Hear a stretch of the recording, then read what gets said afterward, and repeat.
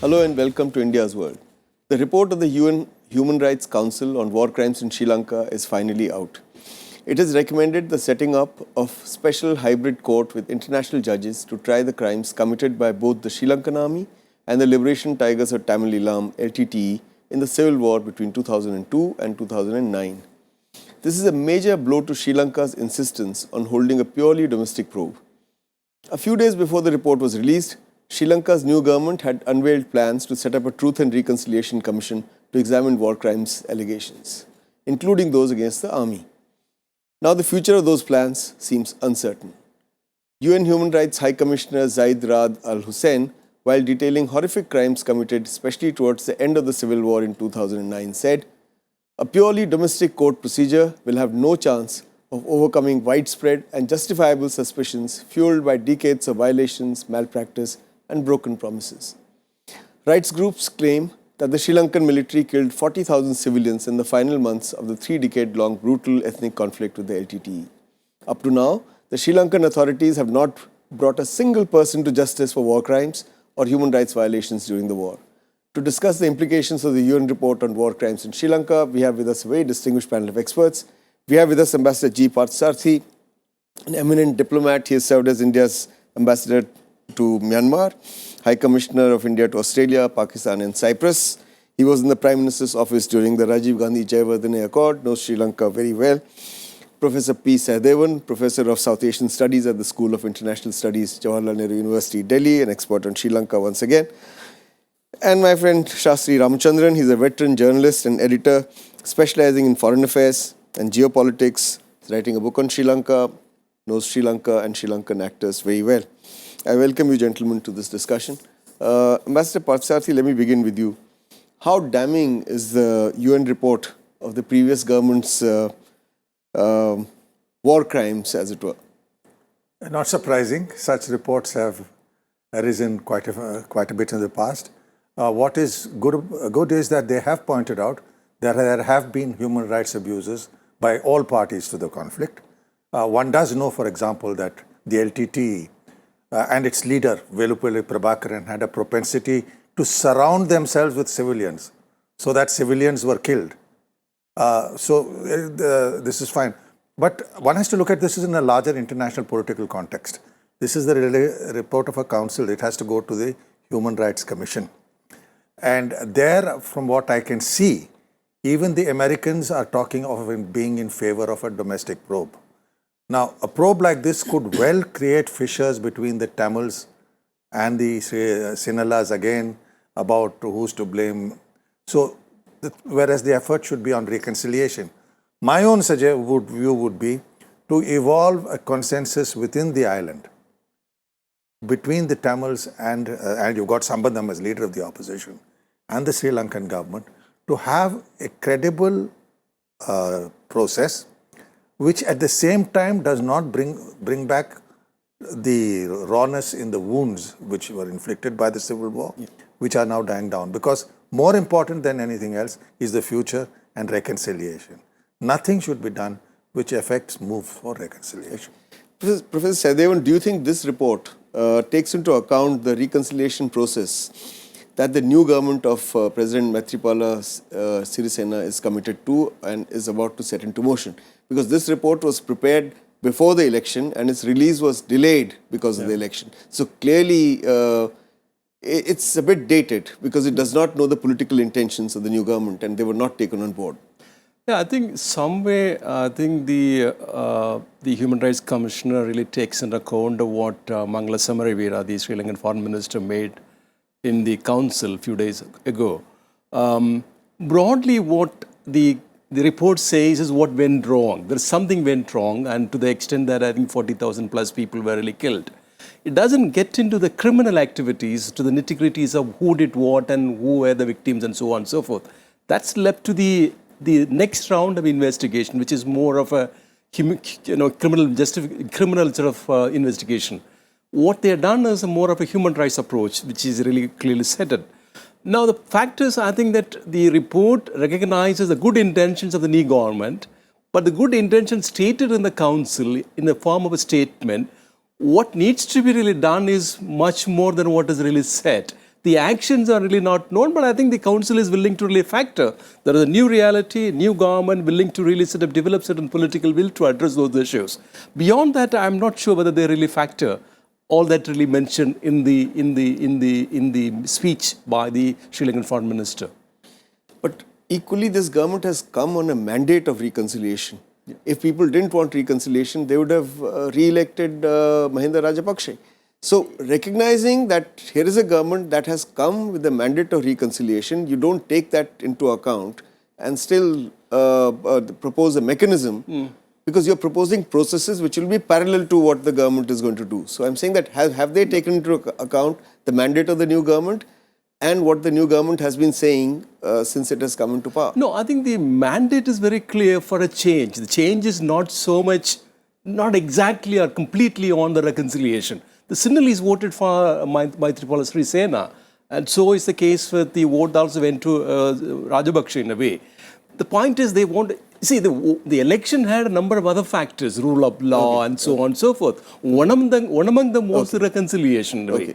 So I think one has to look at the actions of the new government more than what it has been saying on ground. So, Shastri, why are many of the Tamil parties, including the TNA, the Tamil National Alliance, still insistent on the International War Crimes Tribunal to investigate alleged atrocities and not a domestic probe? No, I think a domestic probe would not be to the satisfaction of the Tamil parties, especially some of the Tamil parties which are taken an extremist position and are opposed to the coalition in office, is because I think they do not trust the ruling coalition. Mahinda Rajapaksa might have lost the election, but his constituency is fully and ably represented, the majoritarian Sinhalese, by Maithripala Sirisena, first. Second thing, they also feel that Ranil Wickremesinghe, earlier when he was Prime Minister, although he is being seen as sympathetic, he is seen more as a pro-governance person, not politically strong enough to stand up to the Sinhalese majoritarian sentiment and kind of ward off attacks on the Tamils. So they feel that justice is more important than whatever political reconciliation might be electorally engineered. Partha, how will the UN recommendation of an international court impact Sri Lanka's own plans of having a Truth and Reconciliation Commission? I think it will impact it rather badly. And this is why I'm saying we need, when this goes before the whole Human Rights Commission, then at an international level, let us be very clear. This is a government which the West and the United States is going to back. China is not going to oppose. So there will be, all this will have to be factored in when it comes into the commission. And certainly ASEAN would not favor this. Nobody favors, at least in the developing world, external criminal investigations. So from our point of view, I think the best thing would be, as I said, I go back to very basics, to discuss this with the international community, because there is also a feeling in the international community that war crimes of that nature have to be handled. But to look at ways that it is handled without affecting the process of national reconciliation. Whether the Sinhalese and the Tamils will show the wisdom which they have not always shown in the past in being able to work this out remains to be seen. But I think we should be very, very careful not to push for a polarization in the council, which will lead to China and the Asian countries supporting them and India being isolated. We're going to discuss this further. Yes. We're going to discuss this further. We need to take a break at this point. We'll be back with you in a bit. Stay with us. Don't go away.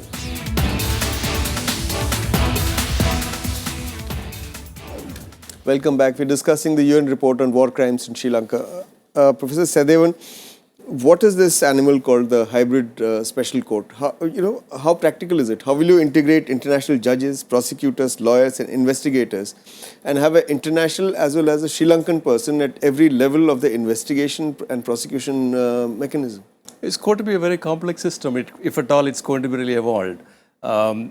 First thing is, my understanding is Sri Lanka is not going to accept this kind of hybrid, court system, except perhaps they would have advisors and, some technical experts to really guide the process. The Sri Lankans are very particular about their sovereignty, and they consider it's very sacrosanct in a way. I think maybe what is set in the report is a recommendation. Now, what happens maybe towards the end of this month, when the council passes a resolution for the domestic investigation, that supersedes the recommendation. That's possible in a way.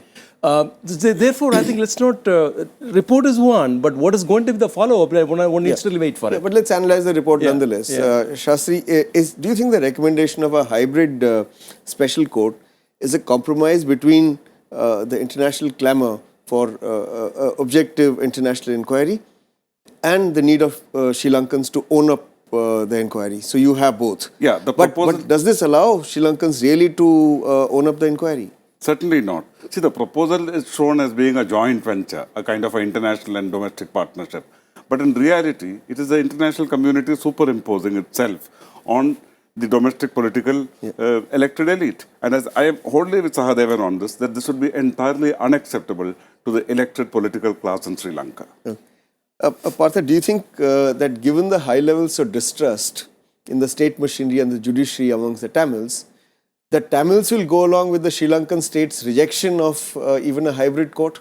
Forget about a totally independent international inquiry. This is why I personally believe that you will have to find a via media. The via media would be something without eroding Sri Lankan sovereignty, of which not just Sri Lanka, every Asian country is going to be very touchy about. And in the case of this government, the Americans would also not want to rough it up, given the China factor. So I think what we need to look, our aim is to see that reconciliation is promoted. That is number one. And the bitterness of the past goes so that there is genuine ethnic peace. But who could disagree with you on that? My question is that the Tamils and the Sinhalas will first have to come to an understanding on what kind of inquiry before you reconcile with the international recommendations. I think if everybody is wise, there is one looming factor, which is the Rajapaksa factor. You cannot push back that form of chauvinism in that country, and it is not in India's interest to have the Chinese back in Colombo. So what we need to do is, as I said, use our influence with the Sri Lankan Tamils. After all, we have built 50,000 houses and completely rehabilitated them more than we have done for any part of India. But they would say that's not a compensation for rape, that's not a compensation for murder, that's not a compensation for forced disappearances. That is fair enough. So let them work out a court procedure or process whereby the interests of justice are met without compromising Sri Lankan sovereignty. Okay, Professor Sahadevan, if it was possible, if what Partha is saying were possible and domestic inquiry were to be adequate, how is it that despite the LLRC, the Lessons Learned and Reconciliation Commission and another inquiry, how come not a single person has been punished for any war crime or human rights violations all these years? No, LLRC also a very different nature. It's not a criminal investigation at all. Yeah. No, to some extent one agrees, okay, international intervention will really complicate issues and so on and so forth. At the same time, the pure domestic investigation may not really deliver justice. So you have cut between the two. I think that you need to make a process that's a little more comprehensive, will have an external factor rather than, a complete participation. Okay. No, we talk of reconciliation. I entirely agree with him that there can be external presence like someone like the South Africans who are used to this sort of thing.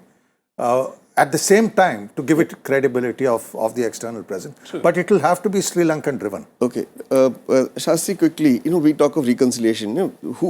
It's a motherhood and apple pie idea after any conflict.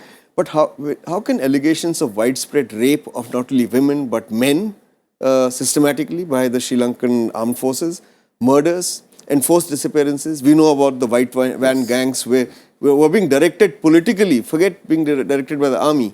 The state had set up its own illegal militias to hunt journalists and kill them and all kinds of inconvenient people. Now these are issues of crime and criminal justice. How can you have reconciliation about these issues? I wholly agree with you. The logic of what you are suggesting cannot be challenged at all. But if you look at what is practically possible on the ground, here you have a paradoxical situation where first there are two approaches. One is a human rights approach, the other is treating these as crime. There itself we find that there are contradictions of the UN, of the UNHCR, the Sri Lankan government as well as the United States. Second, there is a more serious contradiction which is highly threatening to Sri Lankan society and politics and ethnic harmony. That is, there is a contradiction between reconciliation and justice. Both these processes cannot go on track. If you pursue justice on the lines that justice requires to be pursued on the basis of the findings with us so far, then political reconciliation, ethnic reconciliation will recede that much further away and polarization might return. That's why I think Ambassador Parthasarathy is consistently using the word reconciliation and not justice, because these are two different tracks as they would unravel if you go in for a probe.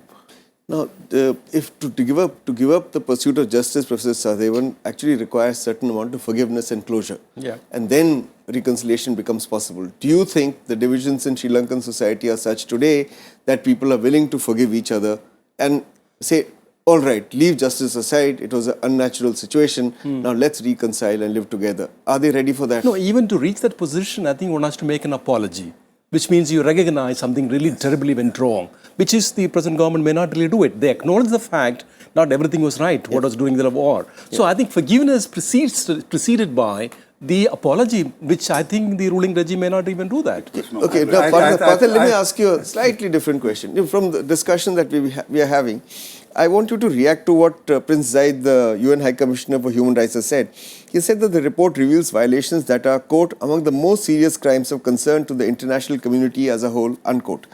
Do you agree with him, or do you disagree with him that the war crimes in Sri Lanka concern only its own citizens and they don't concern international community? Because the moment you keep talking of sovereignty, you're actually saying that these crimes are national in character and can be dealt within the sovereign boundaries of the nation. But on the other hand, there are people who say these are international crimes. Let's be real. Who's going to investigate American war crimes in Iraq or French and British war crimes in Libya? As far as we are, I only want an answer from you in this context, not counter questions. As far as Asians are concerned, they will not go along with this thesis at all. This prince seems to be reflecting a predominantly Western point of view. So you're saying in Asia we don't believe in international human rights? No. Look, has Japan apologized? Would China apologize for invading India? No. So apologies by nations is tough. What I'm saying is, like in South Africa, an acknowledgement by both sides where they went wrong. Well, Australians apologized to the Aborigines, the Americans apologized to the American Indians. Why can't the Sinhalas apologize to but that has to be worked out between the two of them. Yeah. No outsider told the Americans to reconcile. That is what I'm saying.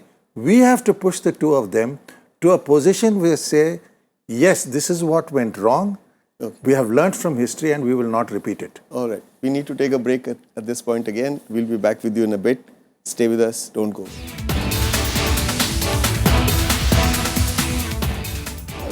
Welcome back. We're discussing the UN War Crimes Report on Sri Lanka. Professor Sahadevan, the UN report wants guilty army men punished or removed from service.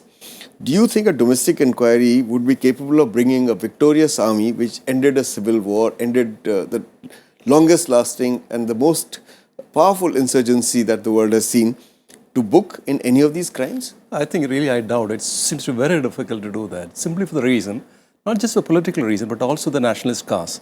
I think the Sinhalese will rally behind the army. Every single army man will be really sort of, they are proud of. It's difficult to really make any, sort of investigation.